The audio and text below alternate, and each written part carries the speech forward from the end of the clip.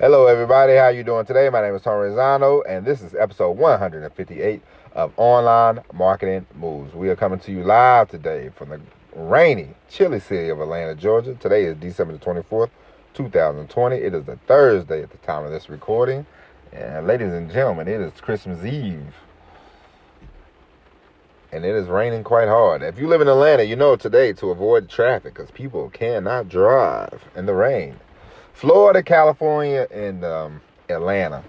And those are places, when it's raining, I'm like, man, I always hope. It doesn't rain much in California. Well, when I was in old Sand Dog, it would rain in the wintertime more than anything. But when it did rain, of course, I don't know why I'm complaining because I know I was on the San Diego trolley in the bus. But a couple times I was actually in the car, and I'm just like, it's a lot of traffic. But anyway, today we're going to talk about virtual assistants, and then we are going to talk about not relying on one platform to put out your content. Now, you know how you start off? You start off a business, you're like a Swiss Army knife. You do 6 jobs in one person. You know, you record your content, you edit your content, you upload the content, you write notes for the content. You do it all. You do it all. It's just, unless you come out with, money to get you a virtual assistant in the beginning, then, for the most part, most of us, we do it all. But when you want to go up, when you want to scale up, you want to take your business up to the next notch. I'm not saying you have to. But for different things like recording, editing, content, maybe you want to look into getting an assistant, whether it be, an online assistant or somebody that comes by your house or somebody that helps you record. Eventually, you might want to get somebody that can help you out, because after a while, and especially when you start doing more and you want to start doing more content, you want to start producing more content, and you want to start putting it out in more places, and you want to get the business really rocking and rolling, somebody that can do the editing, the writing the notes for the episode, because every little detail will help you tremendously with your business. Every little note, even if you can get somebody to, if I record the podcast and have somebody transcribe the podcast, and then I can go, well, if you don't want to listen, you can read the notes, because some people, really, some people can't. Some people might want to not. Some people probably don't want to listen to the podcast, but they might, if they still are interested in you and they still want to follow you, then they might want to read the notes about the podcast. They will read the notes about the podcast. So, what you talked about. So, little things like that. Every little detail in your business it's important. You don't want to, I know a lot of people say, focus on this, focus on that. Yeah, of course, in the beginning, you want to focus on the big things. You want to focus on just getting started, getting the content producing, getting everything rocking and rolling. But after a while, you want to start tweaking. You want to get things to become like a car. You want things to be a well-oiled machine. You want things to really start flowing. You want things to really start rocking and rolling. Now, I know everything's not going to be smooth all the time. Everything's not going to be perfect all the time. But if you have an assistant, if you can get an assistant eventually to help you with, because there's a lot of different, especially in the world of, affiliate marketing, because in affiliate marketing, the most important thing is to gain an audience. So that way, when you have a product to promote, or you have a product on your website, you can direct people to it. You want to gain an audience. You want to build up an audience. That's one of the keys to this whole thing. That's one of the keys to any business. The more followers, the more attractive, in a word, you become, the easier the easier it will be for you to make more sales in your business, whichever business you want to be, whether it be, affiliate marketing, whether you want to be a coach, whatever you want to do, a movie star, whatever you want to do. The more attractive you become, the bigger the audience you will get, and the more sales, the more deals, the more everything you will get. So after a while, it's great to upload content. It's great to produce content. It's great to say, hey, I got a podcast. But after a while, it's like, all right, either you're going to get, because you're not going to be great at every job. You're not going to be perfect at every job. And nor should you be, because you still have things to do outside of the producing content business.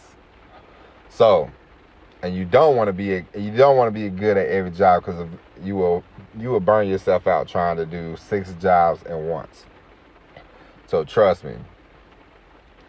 Eventually, start looking around. They got online assistants, virtual assistants. You can get them from different countries. You can get them from here in America. It doesn't matter. But after a while, you want to start. And plus, when you get an assistant, it will help you in more of a leadership role, because then you have to take charge, because it is your business, and you can tell them what you need, what you want, how you want it. It will also help you out when it comes to that, because eventually you just might have some people want 50, 100 employees. Some people are just going to be like, nah, I just need one assistant. Or some people are never going to get an assistant. They're like, nope, I want to do everything myself. So it's up to you. But for practice, if you want to definitely scale up your business to a lot, you definitely should look into getting you an assistant, a virtual assistant, however you want to put it, wherever you want to. If you want them to be an assistant that comes to your house, or somebody online, the easiest thing these days right now at the moment is definitely to have a virtual assistant, somebody you can just talk to on the Zoom or whatever. And you start adapting into your leadership role, because of course, all of us that are producing content, you definitely want to see yourself, and you definitely want to position yourself as a leader, because you want people to follow you, so you can help people out and get sales, make a bunch of money, all that good stuff. All right, so that's that with the virtual assistant. Definitely check into one. Definitely sign up. Because I know in 2021, I'm definitely going to get a virtual assistant, because I need help with myself. I need help with the little details. I upload the podcast, and then sometimes I'm like, I got to get going, and I can't write a whole soliloquy about the podcast, and I can't write, hey, click and subscribe. I know I need to get better at that, because, I'm in the throes of it now. But these are just little details that after a while you start seeing that you want to just improve on. So I thought about that last night, and I said, you know what? I'm going to talk about virtual assistants. All right, now, something I saw a couple weeks ago. No, about a month or two ago, I was on, because, I write some. I haven't really lately, but I write some on a platform called Medium, and it's cool. It helped me get started with the whole content creating. It helped me get started. It gave me, I was just writing to be writing. Like half the stuff I've written, I've erased. Some of it I kept. I've probably written altogether in the last year about 60 to 70 articles, but I deleted half of them, so you probably won't ever see those. But I still have, I think, 30, maybe 40 on there. But I just did a lot of writing. It just helped me, it just got me going, got me started. But I wasn't looking. My goal wasn't to make $1 million on Medium in the beginning. You know what I mean? It was just to get my sea legs going. But lately, in the last year, they've changed the way they pay writers. They changed the way they do things sometimes, and I follow a couple of people, and one guy, for the last 6 months, he's just been complaining, and then I read an article he wrote, and he said how he did so much complaining on Medium that they won't, because the goal is really what you want to do is you write something. Of course, a lot of people write the same thing. They write how the main topic that people write on Medium to try to get paid is how to write on Medium. That's like one of the, so you try to write an article that's interesting, and then the people from Medium, they see it and they put it on, they what's the word I'm looking for? They ramp it up on their main site. So people see it and click on it. And the more people read it, the more people click on it, the more you get paid. So your goal is to, try to build up an audience and try to get more people to read your stuff so you can get paid, because they say a lot of people don't make over $100 a month. So people are trying to break the $100 threshold. Some people make, I've read articles, some people make $10,000, some people make like $20,000 like a month on just writing articles on Medium, which that's great. That it wasn't my goal in the beginning. My goal was just to get the sea legs. But for some, some are like professional. Some people have been writing for a long time. So, if you ever go on there and write, don't ever get frustrated. Don't ever get offended because you're not making $100, $1,000 a month. Don't have that mentality. The most I made on there in my first year of writing on there was I made like $2 one month, and I was like, screw it, I'll take it. It doesn't bother me any. I'm just happy that people are reading the articles. I'm happy to be getting my content out there. But anyway, enough about that. The point of this is, there's one guy that I follow. He writes, and a lot of his articles are just complaining about Medium. And I thought to myself, that doesn't make a lot of sense. Why is he complaining about Medium so much? Then he was talking about how he went from making $2,500, $5,000 a month on there to making pennies. And so I read a full article of his about a month ago, 2 months ago. And he said he's written for Rolling Stone. He's written for this person, that person. And I thought to myself, if you write for all these cool magazines and everything, why are you on this online platform complaining? And it's like, people are reading your stuff. So what's the problem? Like, why are you so fixated on this one platform? Why would you focus on this one platform when clearly, obviously, apparently, according to you, the writer, you have all these different places to go? And that's what I don't want for you. I don't want you to depend on one. When it comes to writing, when it comes to videos, audio, don't depend on, if you write an article and you post it on the Medium. If you have a website, post it on the website, post it on Medium, post it on as many different places as you can go. Why would you just focus on one specific platform? No, don't do that. Who cares?